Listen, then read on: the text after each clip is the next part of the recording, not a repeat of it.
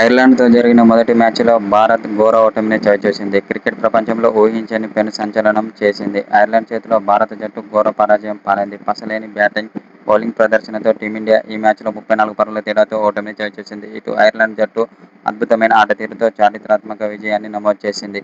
భారత జట్టు పూర్తిస్థాయి కెప్టెన్‌గా మొదట అంతర్జాతీయ టీ20 మ్యాచ్ ఆడిన శ్రేయస్ అయ్యర్‌కు ఈ ఓటమి తీవ్ర నిరాశను మిగిల్చింది. కెప్టెన్‌గా శ్రేయస్ అయ్యర్‌కు గట్టి షాక్ తగిలింది. మొదట బ్యాటింగ్ చేసిన ఐర్లాండ్ జట్టు నిర్ణీత 20 ఓవర్లలో 182 పరుగులు చేసింది. అనంతరం లక్ష్య ఛేదనలో బ్యాటింగ్ చేసిన టీమిండియా జట్టు 148 పరుగులకే ఆలౌటైంది. దీంతో 34 పరుగుల తేడాతో ఓటమి చెందింది.